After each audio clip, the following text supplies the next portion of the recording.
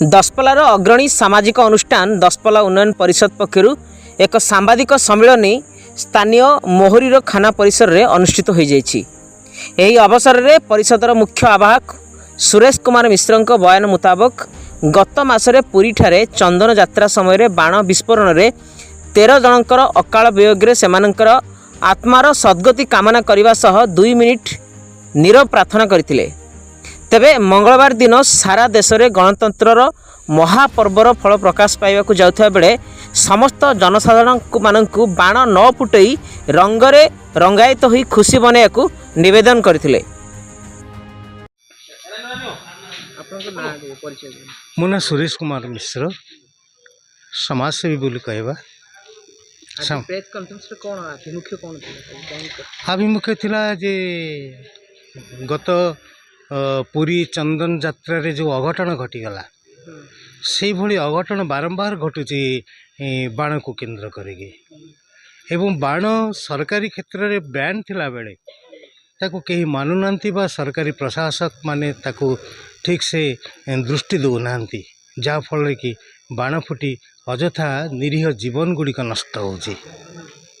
तेणु आमर अपील थिला आज कॉन्फ्रेंस रे जे बाण फुटेबानी काली गणतंत्र महोत्सव सारा भारत वर्ष रे कम से कम आम ओडिया जगन्नाथ देश लोक जगन्नाथ कार्यक्रम रे यात्रा रे एते गुड़े लोकंकर धन नष्ट हो गला।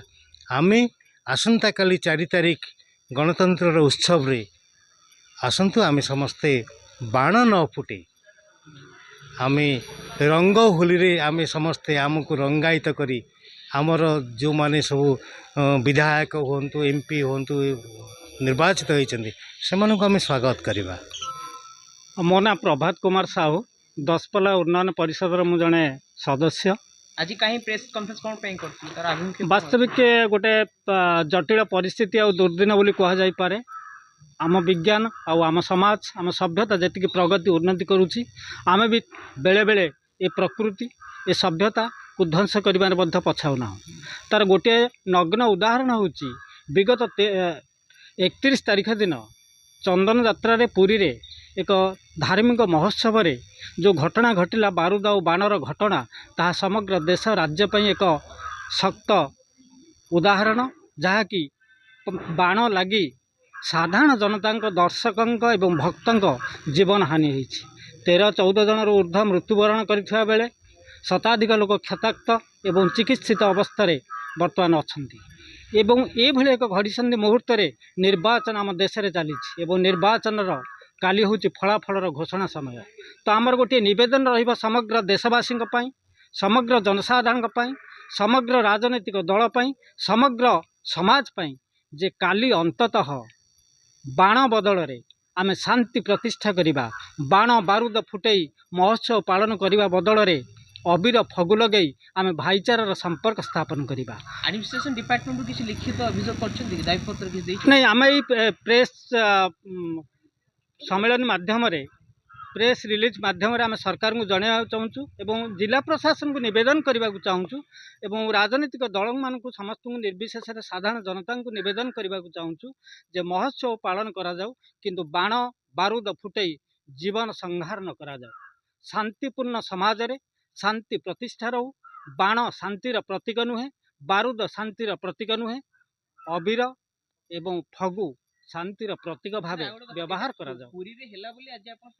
केवल पुरी रे नुहे ओडिशार विभिन्न समय रे विभिन्न वर्ष रे विभिन्न महोत्सव रे उत्सव रे बाण फुटिबा मना नुहे आमर निवेदन बाण न फुटेबा नुहे किंतु बाणर व्यवहार बाणर बहुल व्यवहार आवश्यकता नहीं। साधारण भाव में बाण फुटेबा अनेक बाण अच्छी जो बाण क्षतिकारक नुहे किंतु शह शह क्विंटाल बारूद गदेकरी बाण फुटेबा यह बाण को कहुए नहीं यह जीवन हानि और क्षतिकारक निश्चय।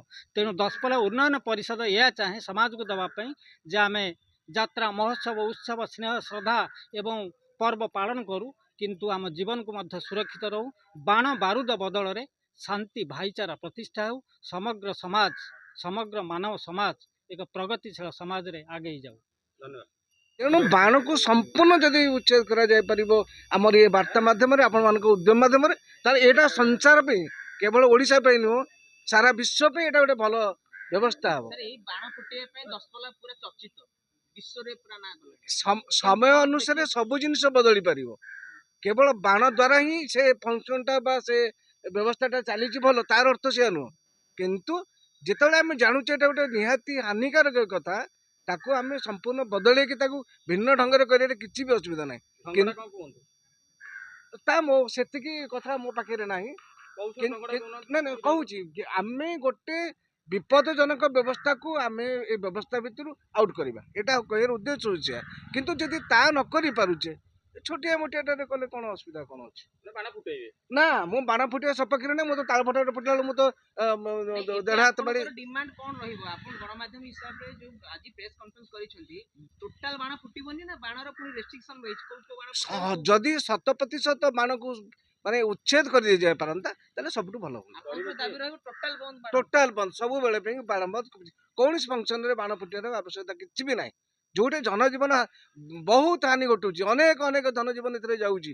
ତେଣୁ ସେ ବ୍ୟବସ୍ଥା କେତେ ଲୋକ ଦଶପଲ୍ଲାର ସମର୍ଥନ କରୁଛନ୍ତି ଆପଣ? କିଏ ନ କରିପାରନ୍ତି, ଆମର କ'ଣ ଅଛି? ଆମେ ଆମ କଥାରେ କହିଲେ ଯେ ଏସବୁ ଜିନିଷ ନହେଲେ ଭଲ। ବାଣ ବେପାର ଜୀବନ ଯିବା କେମିତି ଚାଲିବ? ବାଣ ବେପାର ଗୋଟେ ବେପାର ନୁହେଁ, ଅନେକ ବେପାର ଦୁନିଆ ଭିତରେ ଅଛି। ବାଣ ବେପାର ନ କରି କ'ଣ ହବନି? ଆଉ ଯଦି ଆମେ ସେ କଥା ନ କରିପାରିବା ଏ ସାଧାରଣ ଉଦ୍ୟୋଗର ମୂଲ୍ୟ କିଛି ନାହିଁ। ଉଦ୍ୟମ ଜାରି ରଖନ୍ତୁ। ହଁ ନାଇଁ ନାଇଁ ପ୍ରେସ୍ କନଫରେନ୍ସ ଛାଡିକି ଆଉ ପ୍ରଶାସନ କିଛି ରିଟିନ୍ ଆପଣ ଦେଇଛନ୍ତି କି ନା ଦେବେ? ନାଇଁ ଦେବୁ। ସେଠି ଆପଣ ପରିଚୟ ଦିଅନ୍ତୁ। ସନ୍ତୋଷ କୁମାର ସାହୁ, ସମାଜସେବୀ ଦଶପଲ୍ଲା ଏବଂ ଦଶପଲ୍ଲା ଉନ୍ନୟନ ପରିଷଦର ପ୍ରାଥମିକ ସଦସ୍ୟତା ବି ନେଇଛି। ପ୍ରେସ୍ କନଫରେନ୍ସରେ କ'ଣ ଦାବି ଅଛି? ଗତ 3-4 ଦିନ ତଳେ ଯେଉଁ ବାଣ ବିସ୍ଫୋରଣ ଚନ୍ଦନ ଯାତ୍ରା ସମୟରେ ଘଟିଲା, ଅକସ୍ମାତ୍ ଭାବରେ ଏହି ଘଟଣା ଅତ୍ୟନ୍ତ ହୃଦୟ ବିଦାରକ ଘଟଣା, ଯାହାକି ସାରା ଓଡ଼ିଶାବାସୀଙ୍କର ମନରୁ ଲିଭିନି ଏବଂ ପାଖାପାଖି 13 ଜଣ ଲୋକ ଏଥିରେ ମୃତ୍ୟୁବରଣ କରିଛନ୍ତି ଏବଂ 20ରୁ ଉର୍ଦ୍ଧ୍ୱ ଲୋକ ମଧ୍ୟ ଜୀବନ ସହିତ ସଂଗ୍ରାମ କରି ବିଭିନ୍ନ ସରକାରୀ ଏବଂ ବେସରକାରୀ ଡାକ୍ତରଖାନାରେ ଚିକିତ୍ସିତ ହେଉଛନ୍ତି।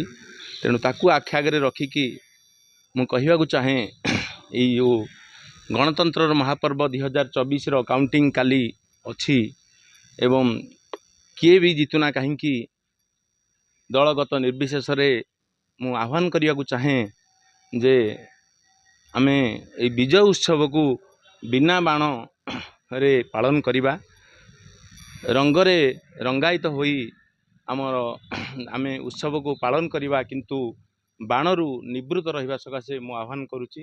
এই ଦଶପଲ୍ଲା ମହାବୀର କ୍ଷେତ୍ର ମାଟିରୁ এই ଆହ୍ୱାନ ସାରା ଓଡ଼ିଶାବାସୀଙ୍କୁ ମୋର ନିବେଦନ, ଆମେ ବାଣକୁ ନ ଫୁଟେଇ ବିନା ବାଣରେ এই ଉତ୍ସବକୁ ପାଳନ କରିବା।